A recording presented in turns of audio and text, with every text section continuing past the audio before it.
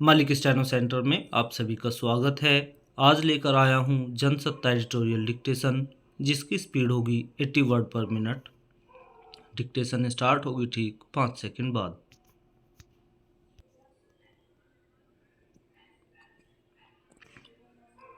Ready, start.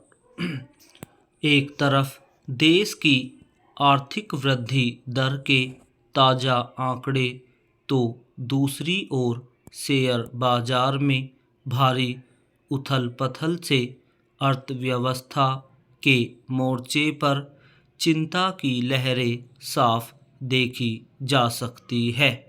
हालांकि वृद्धि दर को लेकर आर्थिक विशेषज्ञों की ओर से जो अनुमान जाहिर किए गए थे उसमें ज़्यादा फासला नहीं है, फिर भी इसकी निम्न दर ने अर्थव्यवस्था के मामले में सरकार के अक्सर किए जाने वाले दावों को आईना दिखाया है। राष्ट्रीय सांख्यिकी कार्यालय यानी NSO की ओर से जारी आंकड़ों के मुताबिक चालू वित्त वर्ष की अक्टूबर-दिसंबर तिमाही में देश की आर्थिक वृद्धि दर घटकर 6.2% रह गई।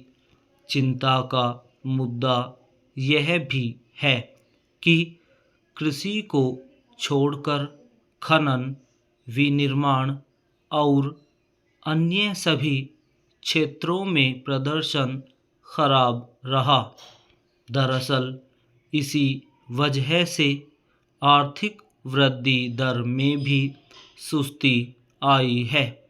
यूं इस बात पर राहत महसूस की जा रही है कि चूंकि पिछली तिमाही यानी जुलाई सितंबर 2024 में वृद्धि दर 5.6% रही थी, इसलिए उसके बाद वाली तिमाही के आंकड़े भारतीय अर्थव्यवस्था के रफ्तार पकड़ने के सूचक है।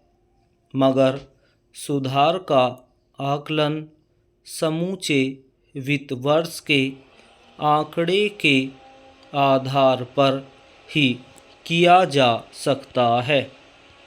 गौरतलब है कि वर्ष 2023 में अक्टूबर-दिसंबर की तिमाही में सकल घरेलू उत्पाद यानी GDP की वृद्धि दर 9.5% बताई गई थी, यानी पिछले वर्ष की समान तिमाही में एक साल के भीतर इतना बड़ा फासला यह बताने के लिए काफ़ी है कि देश की अर्थव्यवस्था की दशा और दिशा में सुधार के लिए अभी बहुत ठोस कदम उठाए जाने की ज़रूरत है। NSO के ताज़ा आंकड़े आने से पहले चालू वित्त वर्ष के लिए वृद्धि दर का दूसरा अनुमान जारी करते हुए इसके 6.5% रहने का अनुमान जताया गया था।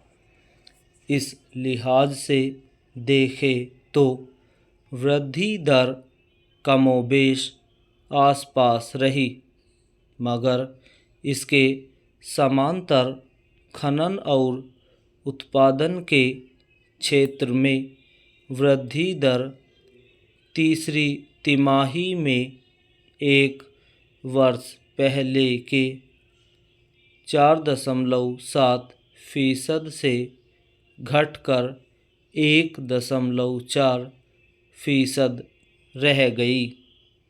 इसके अलावा निर्माण क्षेत्र सेवा क्षेत्र, व्यापार, होटल, परिवहन, वित्तीय, जमीन जायदाद, कारोबार, पेशेवर सेवाएं, संचार और प्रसारण से संबंधित सेवाओं में भी वृद्धि दर में गिरावट दर्ज की गई।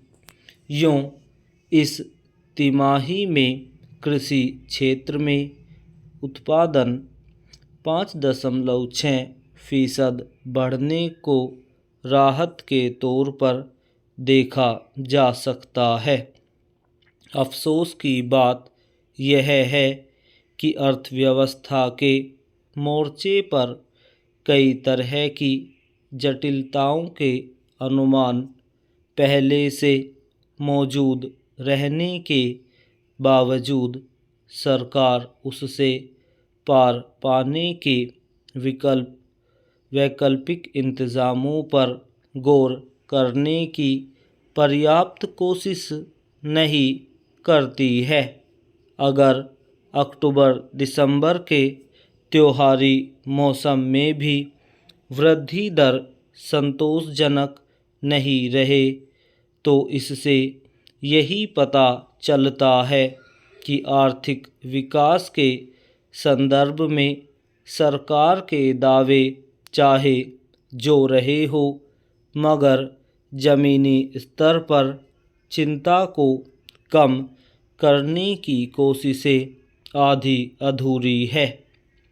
दूसरी ओर वस्तुओं पर शुल्क लगाए जाने के मसले पर अमेरिका की नई नीतियों की घोषणा के बाद व्यापार युद्ध की आशंका के बीच दुनिया भर के शेयर बाजारों में भारी गिरावट देखी गई है। इसके दबाव में भारत के घरेलू शेयर बाजार का मानक सूचकांक 14 और निफ्टी 420 अंक टूट गया।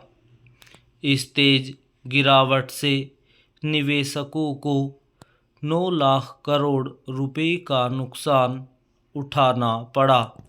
स्वाभाविक ही आर्थिक वृद्धि दर के ताज़ा आंकड़े को शेयर बाजार में गिरावट से जोड़कर देखा जा रहा है।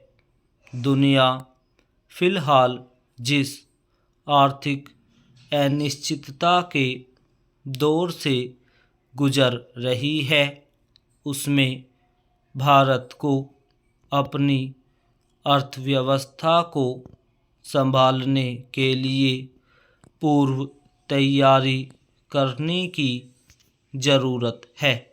Full stop.